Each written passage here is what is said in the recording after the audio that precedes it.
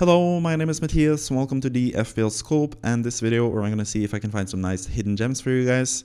So in this video, we're not going to talk about the template picks such as Palmer, Salah, Saka, Haaland, Son, Gabriel, those types of guys that are in pretty much every squad already. We're going to see if we can find some nice hidden gems, some players that are going a bit under the radar. Some of them are quite obvious and are perhaps the next few bandwagons. I'm going to talk about them at the start of the video after I've gone through the fixtures for all the teams. But then we're going to look into some players that are really quite lowly owned and are pretty nice players to have for the run-in. But the main differentiation in the last few games for a lot of people is the tactic you have in terms of chip strategy. So some people are going to free hit in game week 34.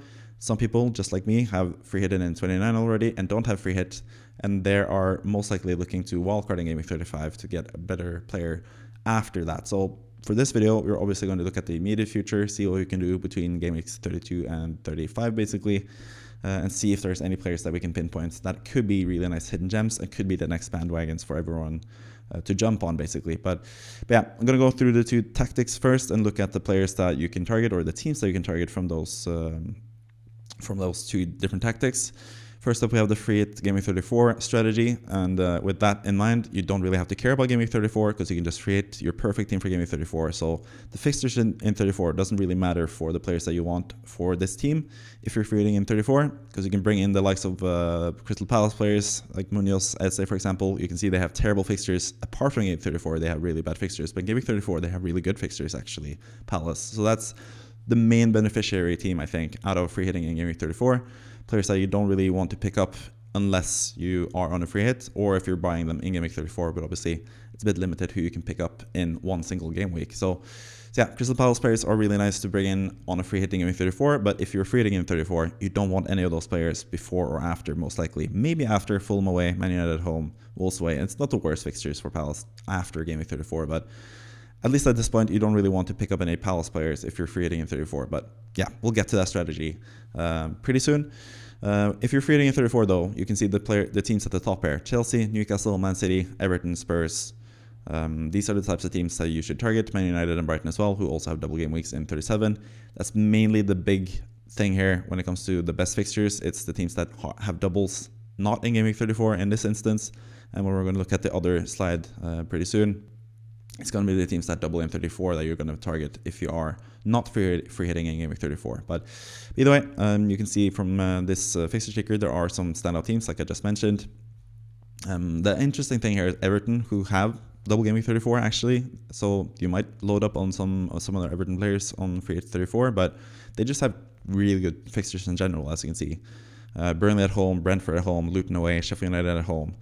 Really good fixtures. So there's at least one player from Everton that I think you should definitely have in your squads currently, regardless of your tactic really. But either way, those are the teams for free hit 34. Let's look at the teams you can target if you're wildcarding in 35, and if you only want players from that have good fixtures between 32 and 34, if you're not free hitting in 34. So this is for anyone with a wildcard game week 35 strategy or wildcard game week 36, depending on how your team is looking for 35, I guess. But if you're like me and you have used your free hit and you are targeting currently players from game week 34 that have double game weeks, because those teams have the best fixtures, as you can see from this fixture ticker, then this is basically the teams that you have to target. Obviously, Liverpool have really good fixtures and really good players. Sheffield United, there is actually going to be one hidden gem that I'm going to talk about when it comes to Sheffield United as well in this video. They have really good fixtures, and especially that Burnley at home fixture in game week 34. Not talked about enough. Maybe that's something for you guys on a free hit in 34 as well. You can look at this player. So yeah, I'm going to talk about a certain player from Sheffield United in this video as well. A true hidden gem, because yeah, Sheffield United is not really the team that you should target too much in FPL, but there are maybe some exceptions this season. But yeah, Wolves also have a really nice double game week fixture in game week 34 and have decent matches before that as well. Everton, like I just mentioned, really good matches in general. Also now this immediate week, game week 32 against Burnley at home, really good fixture for Everton there. Bournemouth obviously have a double as well and play Luton away, which is a nice fixture. Man United at home, Aston Villa away, Wolves away. I don't actually have Dominic Solanke in this video because I think he's like almost template pick, so he's a kind of an obvious pick as well, but I think there are a lot of good strikers you can choose from, so he's not even top of the priority list currently, and he's struggled a bit lately, at least this past game. He scored 2 games ago in game week 30, but in game week 31 he blanked in a pretty easy game. So yeah, he's still a really nice option. I still have him in my own team. I'm not going to sell him, but I'm not sure if I would buy him either, if that makes sense. currently, but yeah, he's not in the video, but Bournemouth still are a team that you could target players from, especially Sabarni, who's been amazing for me in FPL. Arsenal as well, obviously one of the best teams in the league, and even though they don't have the best fixtures per se, it's not bad fixtures either. Brighton away and Wolves away are like tricky fixtures sometimes, I guess, but on their day, Arsenal can beat those teams 4-0, 5-0 as well. So I think Arsenal players are really a team to target as well when it comes to the double game week. Then you have Crystal Palace, like I mentioned. They're not even that good when it comes to buying players right now. I think they are more like a Game Week 34 team. So I think actually Crystal Palace lends more to the free hit 34 strategy, because you can bring in maybe even triple, but at least double Crystal Palace players for Game Week 34 only if you're free hitting in 34. But there are some nice picks from Crystal Palace in general as well, but yeah, I don't really think they are that viable when it comes to players that you need to buy right now, because they play Man City and then Liverpool away in these next two fixtures. So yeah, they do have a double game week in 34, but it's more like a game week 34 only team for me, regardless of your strategy, basically. So yeah, those are basically the main teams to target. You could target players from Man City, obviously. Still, they have really good fixtures. I know a lot of people went without Foden this past game week, including myself, and he scored 20 points last night, and yeah, was kind of a big detriment to our teams. But he doesn't double in 34, so that's probably a reason. That's especially the reason why I dropped him rather than dropping someone like Saka, for example, that has a double game week, or who has a double game week in 34. I dropped Foden instead. I could have dropped Son, I guess, but yeah, the 18-point swing between Son and Foden was something that I expected to see when Son played West Ham, and Foden had a match last night where he scored a hat-trick, and I can't even remember the game, the team that he played. I tried to block it out. Aston Villa, of course, who are a really good team, but they kind of rested some players, didn't have Watkins, for example. So yeah, but either way, I'm not here to discuss why I didn't pick Foden. I'm here to give you some nice hidden gems, and let's do that and talk about some players now after we've seen all the fixtures. The first players that I'm going to talk about actually are kind of obvious picks. These are like the new bandwagons, so they are going to become template picks pretty soon, I think. But I just thought I should mention them just in case you didn't know already. And I'll talk about 3 players. I'm going to go through in each of these slides. I'm going to have 1 forward, 1 midfielder, and 1 defender that I think you should consider. And these are basically the obvious standout options. And these kind of go regardless of if you have a free 34 strategy or a wildcard 35 strategy. I think these players are really good regardless, especially in the immediate term for Luis Diaz and Nuri, for example, who have a double game week in 34. If you don't free hit in 34, they're especially good. And obviously Isak, the opposite. If you do free hit in 34, he's really, really good to have. But I think I even considered buying Isak, even though I'm not free hitting in 34. I did consider buying Isak rather than Darwin this past game week. Darwin is another one of those standout options who's kind of not differential at this point either. But Isak, regardless of him not having a double game week fixture in 34, which is what I'm targeting because I'm going to wildcard him in game week 35 most likely, he just has really good fixtures. He's in superb form. He's starting up front for Newcastle. They're creating a lot of chances. And he's just absolutely amazing. As you can see from his stats here as well, the last 4 games that he's played, he started every single one of them. He's played pretty much 90 minutes every game. He's dropped only 21 minutes out of the possible 360 minutes that he could have played the last 4 game weeks. So yeah, really good when it comes to minutes. Obviously the points, 37 points Isak has had the last 4 matches that he's played in FPL. Absolutely amazing. 4.49 expected goal involvement. It's not a fluke either. He gets a lot of potential goals and stuff. Obviously, there's 2 penalties in that, which you should take into consideration, but still really good numbers because Isak is just a terrific player. You can see from the big chances, 5 big chances, 9 shots in the box, and 5 chances created. He's also a really nice creator as well. Isak is just an amazing player, and he's finally now fully fit and ready to play. And he's just a standout FPL option regardless of your tactic, basically. So I think if I was buying a striker this week, obviously the likes of Darwin and those guys, Haaland, who's pretty much a given in most teams, but he's been really disappointing lately. So yeah, Solanke, like I mentioned earlier, there are a couple of really nice picks that have a double game week in 34 as well. But I think Isak, regardless of your tactic, especially if you're on a free hit 34, he is just a must at this point, I think, and as your striker, because he's just in super good form.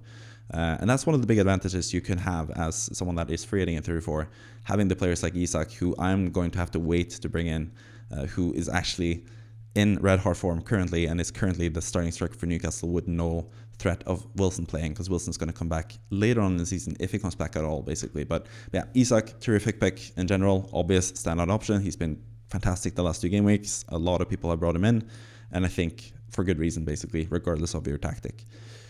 Then we have Luis Diaz, who's also been amazing form lately for Liverpool. I think he's looked even better than what he's produced in terms of FPL points, and you can see that in the numbers as well. He has 22 points, 15 points less than Isak, but he has about the same numbers when it comes to expected goal involvement. 17 shots in the box. I'm going to have to double check that if that's true or not. If not, the graphic will change about now. But yeah, that's an insane amount of shots in the box for the last 4 game weeks for Luis Diaz. 6 big chances. Yeah, he's missed a couple of big chances. He also had that offside goal as well last time around for Liverpool.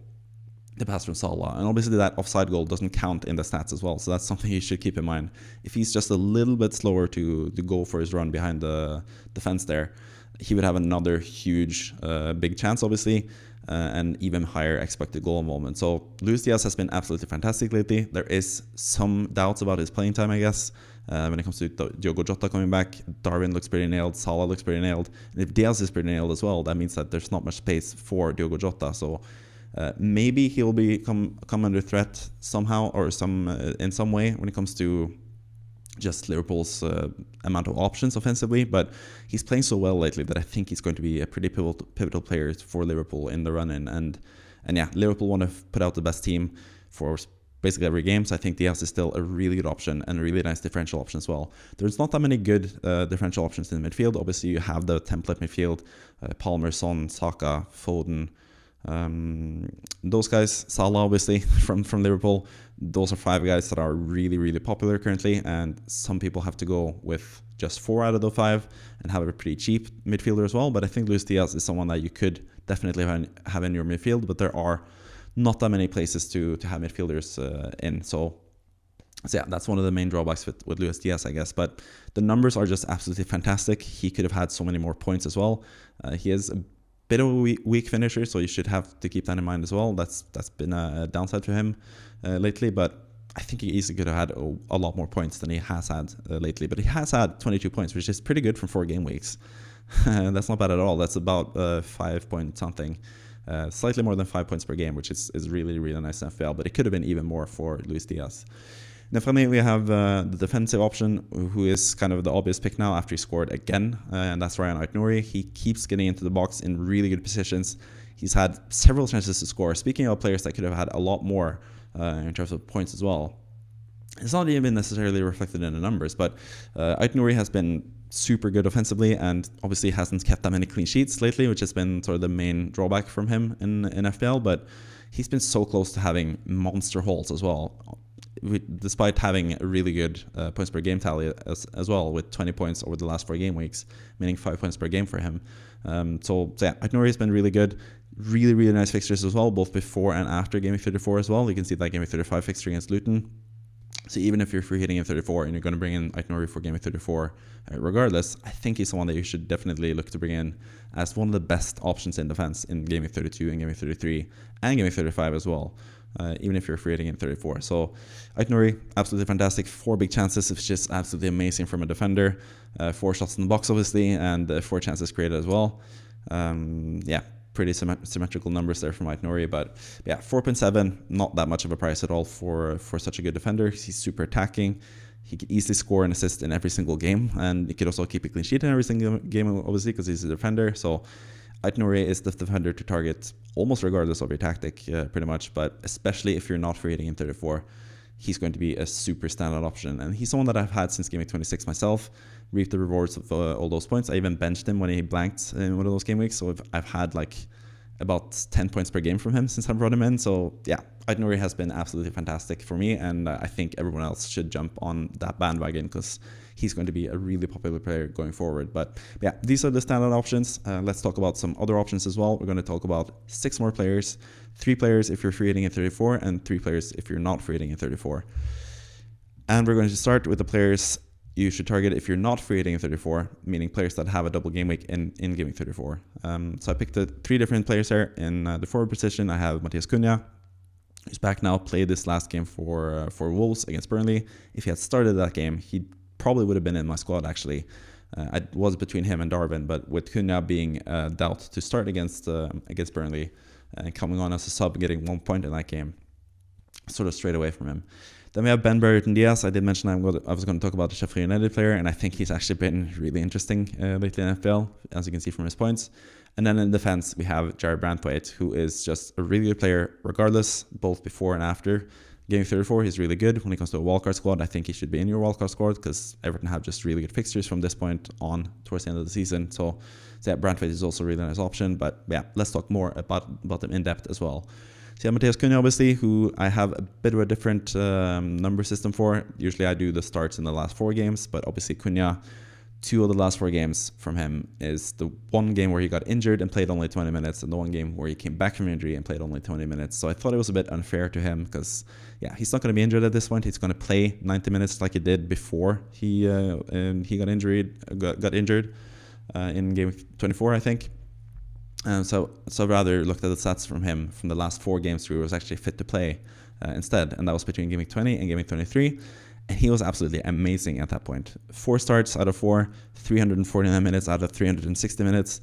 Only missed 11 minutes from those games. Pretty much ended every single game playing from start to finish, 90 minutes. He got 34 points over that span as well, including 1 hat-trick where he got 20 points. 3.58 expected goal moment. Super good for such a cheap striker as well, for a team that has really good fixtures and have just a really nice fixture list for the rest of the season in general, just like I said with Aït-Nouri. 4 big chances in that span as well, and Cunha is actually a decent finisher, has been a decent finisher this season at least. Last season he was not a good finisher, but this season he's actually been pretty good when it comes to converting his chances. 9 shots in the box for Cunha and 6 chances created, which is also really good numbers for a striker. So he's only 5.5 and is a really nice cheap cut price option in attack. So if you want to sell someone who's really expensive in attack, just to fit in all those really good midfielders that you want to bring in, the ones that I mentioned earlier with Foden, Saka, Salah, Son, and Palmer. If you want all those 5 guys, you kind of need a cheaper option in attack.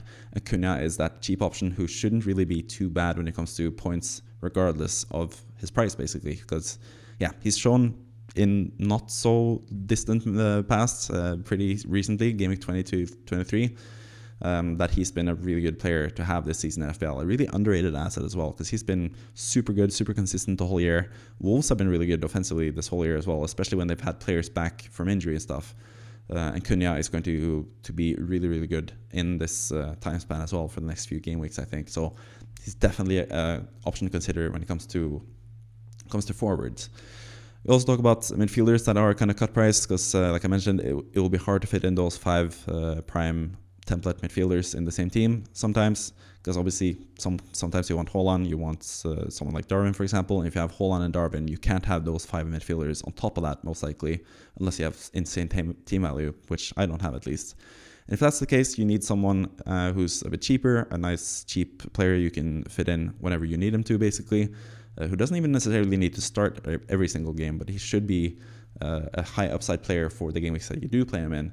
And I think that's where Ben Brereton Diaz comes in, because he's been just a really good FPL option since he came into the league for Sheffield United. He's been a really nice asset for them in general and been pretty important to them. He was injured for a little while there as well, but the injuries haven't really impacted his minutes in the games either. But yeah, last 4 games that he's been available to play, he's played 278 minutes. Some of that was just him getting phased into the team and getting like 45 and 67 minutes. I think he got in 2 separate matches. But yeah, he got 28 points in that time, which is absolutely amazing considering the minutes especially. Been really good at converting his chances, been really good at sniffing out those chances as well, and being in the box there for those potential high value moments from Diaz. 1.77 expected goal moment. It's not the best, but at the same time, he's been really efficient as well, so it doesn't really matter that much. 3 big chances though, which is really nice. He's just in the box, and he's really a nice goal poacher in general for Sheffield United. So yeah, looking at his fixtures as well, really decent fixtures all around. Basically, all those teams are teams that you could easily score against. Chelsea at home, Chelsea can concede 3 or 4 goals in any game. It feels like they aren't the best or most consistent team, so you could definitely score in that game week, but you could also bench him. Like I said, he's not necessarily someone you need to play every week. Brentford away should still be a really good game. They are also a team that are susceptible defensively with so many injuries. The double game week is absolutely fantastic. Burnley at home and Man United away. I could definitely see Ben Brereton Diaz scoring a couple goals in that game week. Man United away is not the worst fixture either, because Man United haven't really been in the best form either. Burnley at home is obviously the standout fixture here, and Game 34 is obviously the standout game week as well for Ben Brereton Diaz. So I think even on a free hit in Game 34, he could be a really nice option for that game week. A nice differential option that not many people are going to go for, but is a really cheap player who's been really effective so far, and I think he has a pretty high upside when it comes to especially Game 34 by itself. Also Newcastle in Game 35, not the worst either for Ben Brereton Diaz, but yeah, most likely you wouldn't have him past Game 34 because 34 is like the main selling point for Ben Brereton Diaz. But really good fixtures in general, really cheap price. He's been really effective as well, and he is going to be a super differential who's going to be in not that many teams, whether you're free hitting in 34 or not free hitting in 34. Ben Brereton Diaz is going to be a really tasty differential anyway, either way for you guys picking him. So yeah, I think he's worth a shout, or worth a mention at least, because he's been really good in the small amount of time he's had in the Premier League so far. Then we have Jared Branthwaite. I did mention Everton as a really good team in general, regardless of your tactic. And Branthwaite is also someone you can fit in easily, regardless of your tactic, because he's really cheap, 4.2 only.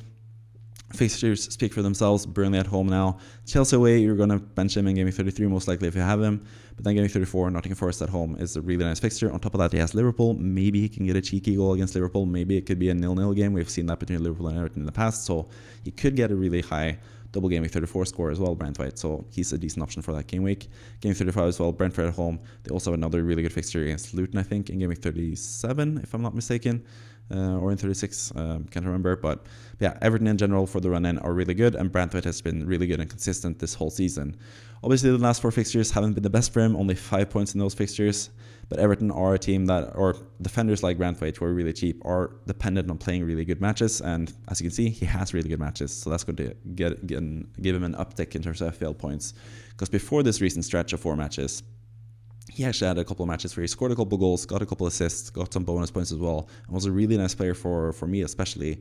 I benched him for several times of those, for several of those game weeks where he got a lot of points, but I also played it in several game weeks where he scored a lot of points. So yeah, Branthwaite has just been a really nice, cheap, consistent option. He's been one of my favorite cheap picks this whole season, and I think he's going to be a nice differential for the run-in as well for anyone that doesn't have him. So yeah, Branthwaite, really cheap price. Don't really have to talk about his expected numbers and stuff because, yeah, he is a center back, so he's obviously dependent on set pieces and stuff, but he's shown earlier in the season that he can score and potentially get assists from set pieces on top of getting clean sheets and bonus points from that.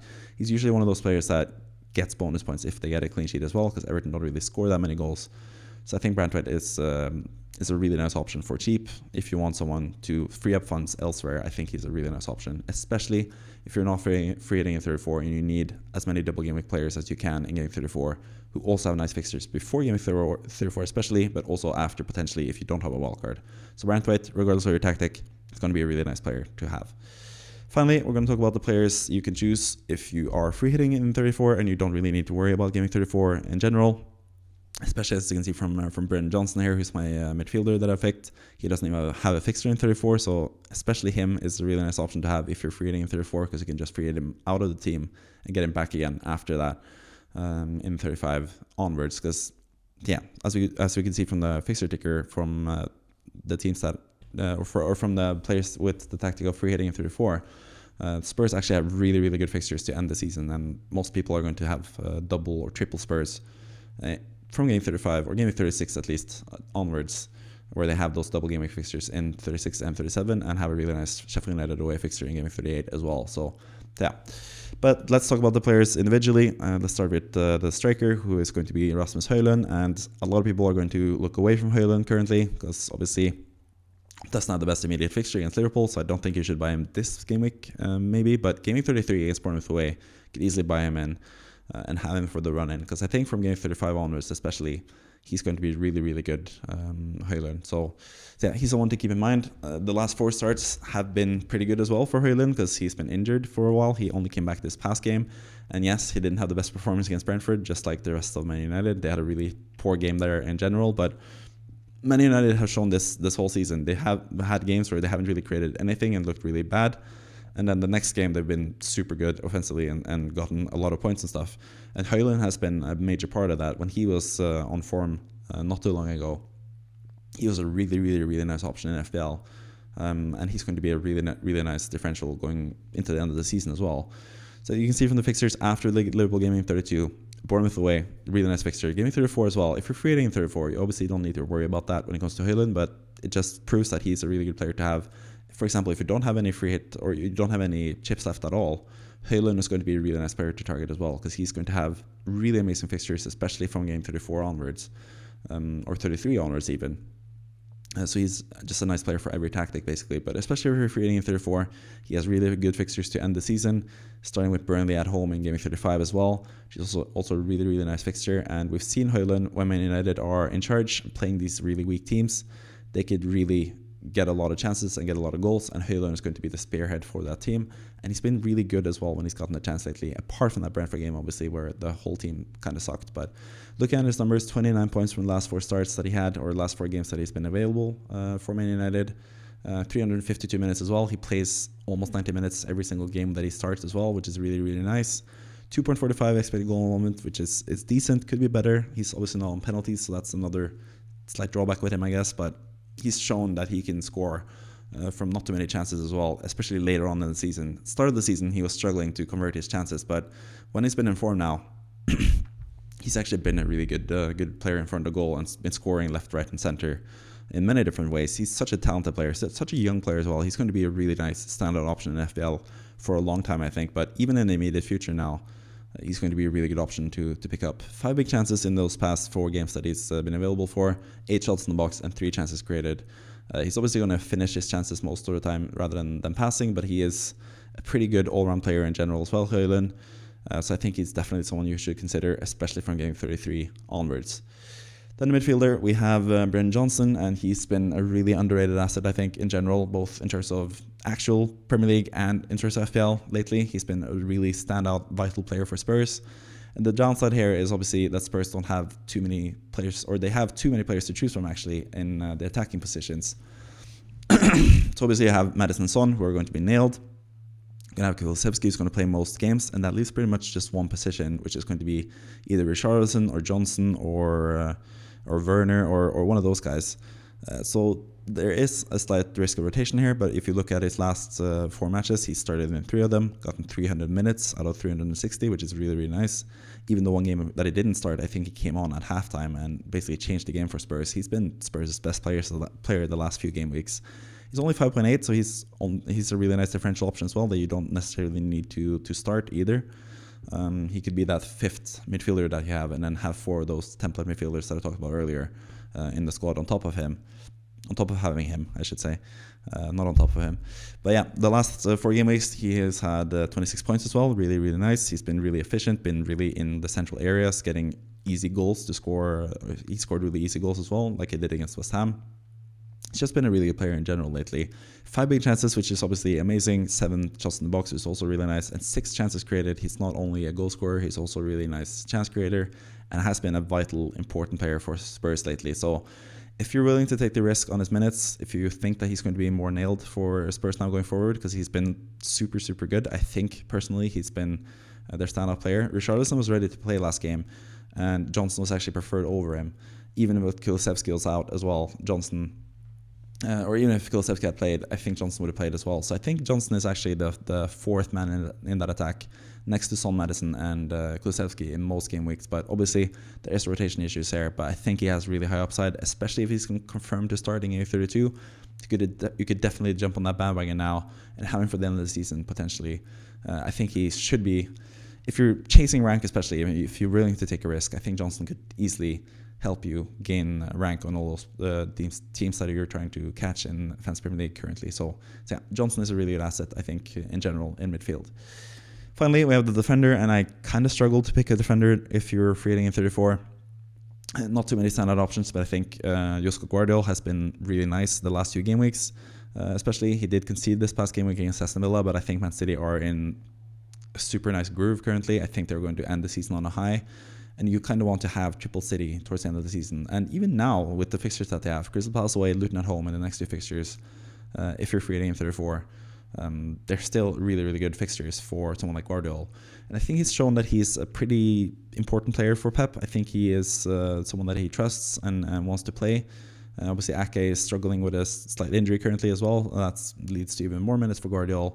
He started the last two matches that he's been available for. He was benched in a couple once before that as well, but he's also been recently injured, so I think he's sort of been phased into the team as well. But he did start against Arsenal, which is a huge sign of trust from Pep, that he played in that really important game, and he played super, super good in that game. Ended up with 9 points as the standout player in that game, I think, in general, both from Arsenal and Man City.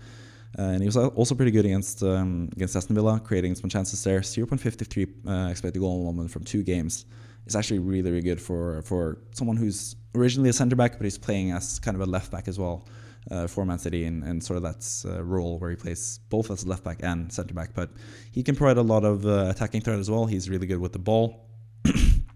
Just been a really sleeping giant, I think, for this season. I think he's going to be super good next season, especially. But also from the run-in, he can be super, super good for a Man City team that are going to just plow through the league and win most matches, because they sort of have to catch Liverpool at this point. And I think Guardiola is going to play in most matches and be a really nice clean sheet potential guy, and also a really nice bonus potential guy, and potentially getting assists and goals on top of that as well. So yeah, he's been really good in those 2 games where he's been able to play, and I think now that he's fully fit, fully ready to play 90 minutes every game again, he's going to be a pretty certain pick for Man City. Obviously, there's going to be a game week or 2 potentially towards the end of the season where he's not going to play, so that could be the risk with him. Maybe it's one of the games in game week 37, for example, where he has a double game week where he gets rested. You don't really know, but I think he's going to play most games for City, and that means he's a really good option for you, especially if you're free in 34 and you don't need those double game week 34 options that I've gone through earlier in this video, basically. So I think that's pretty much it for the differentials video. I hope you liked it. There are a couple names there you can consider outside of the template. Obviously, the template players are really good, so I don't think you should go ahead and sell Palmer, for example, who's someone you should definitely have in your squad. You shouldn't go too crazy on these differentials. You shouldn't have all these differentials. That was difficult to say, but some of them you could take a punt on. It'll be interesting to see how every single one does. Maybe you could make a team out of all these differentials, and that will be better than the template team. I don't think so. I think the template players are template for a reason. They are just really good picks, but these are some nice options you can pick regardless of your tactic, basically. That could be really nice for you in the run-in and FPL, especially if you're chasing rank, for example, and you need to gain on your mini-league rivals. I think these players could give you an advantage for the final game weeks of the season, basically. So that's it for this video. Thank you for watching. I hope you enjoyed it. Subscribe if you are new, as they usually say on YouTube, and I'll see you next time. Bye-bye.